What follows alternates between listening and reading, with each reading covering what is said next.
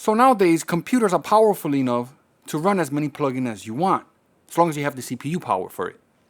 So the question is it okay to put a lot of plugins within your session? I've seen people completely max out all their inserts on their vocal tracks. Now I believe this is a trap for new players. You download some plugins, and you're gonna start putting a whole bunch of plugins on your vocals, on your drums. You're gonna overcook your mix, and you don't want that. But at the same time, if you're going for something specific and you need to use more than one plugin, I say go for it. But again, back to the question, do we need to put a plugin on every single insert? So over here I have this track that I mixed. Now this isn't the actual mix that I did. I just recreated this from scratch. That's archived, put away. But I did have the raw sessions around, and I decided just to remix the track just for the fun of it, just to practice. So over here, we're only gonna listen to this part here. Let me show you what I'm working with.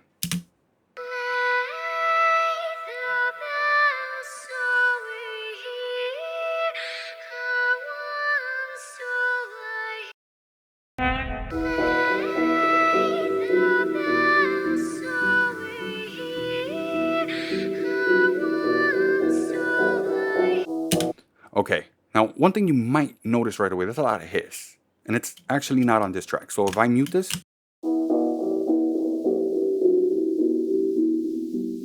and the reason that's happening, I have this channel strip, and look at the high end. So if I take that, put it on bypass, you know, in the final mix, it doesn't sound like that. I was able to address it. But again, this isn't that, so I don't care. I'm gonna just leave it the way it is. So let's actually take this out of mute, solo this. Okay, so you might notice I have a couple of plugins going on here. So I'm gonna disable all the plugins. This is what the producer did.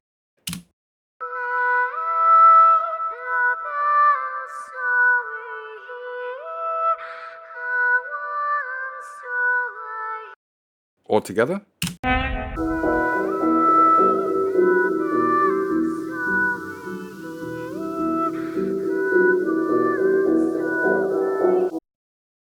Yeah, I don't like it. It just doesn't sound good. And the rough mix is kind of buried with all the instruments and all of that stuff. So what I ended up doing, let's solo this. As you can see, I'm using quite a bit of plugins. If you look at the rest of my tracks, for the most part, not really using a lot of plugins. But I had to clean this up. I wish I had one plugin that was able to handle this, but I don't. So the first plugin we have here is the SSL, and let's hear that.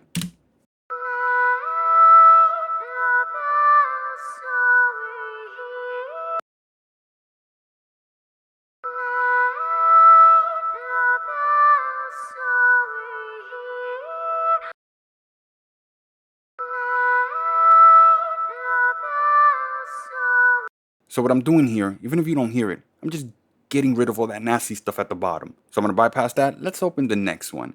So the next plugin is the Aphex. I'm gonna warn you guys, it might be a little harsh. So let's listen back without, and when it comes back around, I'll turn it on.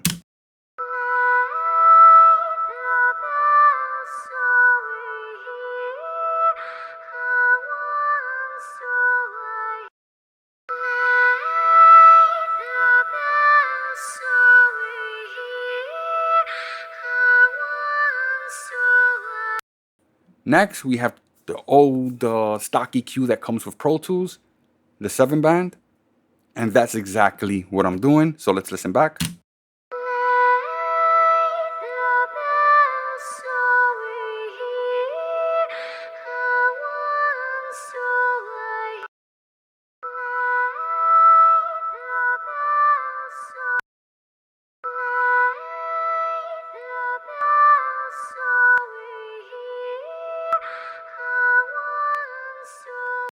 And let's go to the de-esser. So by itself, it's not really gonna do anything. Let's hear it.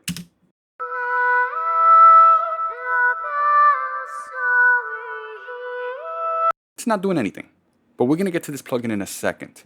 Let's bypass that and let's go to my backseat cue. The truth is, it only makes sense to hear this plugin when the other plugins are turned on.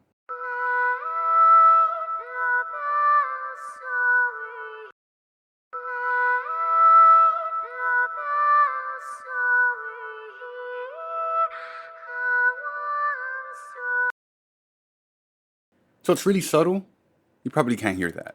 So now that we went through every single plugin, there's really not one plugin that fixes this. But if we decide to turn them all on,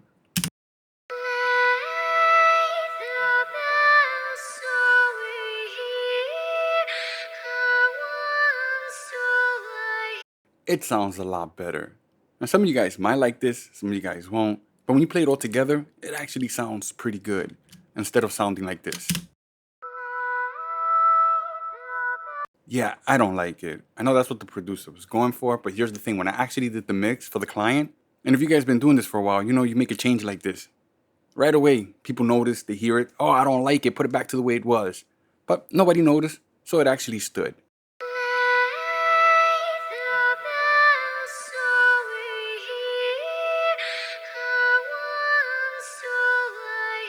Let's take a look at that de-esser, and we're going to take a look at that back EQ.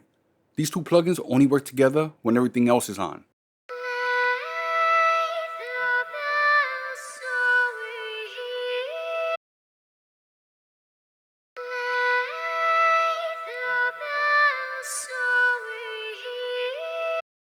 Then now we're going to take a look at the backs. And you know what? I'm going to bypass that.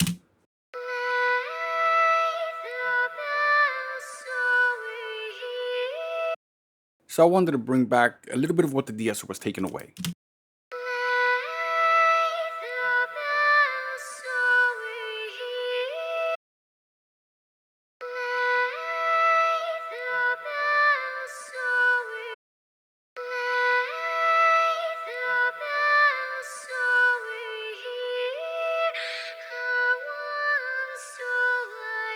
So that's pretty much to it. The reason I'm using so many plugins, I'm trying to get a specific sound. In this case, I wanted to fix this. If you take a look at my arsenal of plugins, I got so many plugins. And I always go back to the same exact plugins because I know them. I know how to manipulate them. Don't go to a website like Waves, download all their signature plugins and put them on your vocal. I've actually seen somebody do that. It does not work. I'm not saying not to experiment. I experiment all the time with plugins. I want to find out what works, what doesn't. So don't be afraid to experiment. If somebody tells you don't do it, do it. Find out why they're saying not to do it. That specific mistake might actually work for you. If you want to see more, subscribe to the channel. Make sure to give me a thumbs up. Also, press the bell for notifications. That's extremely important. I'm out of here. Later, guys.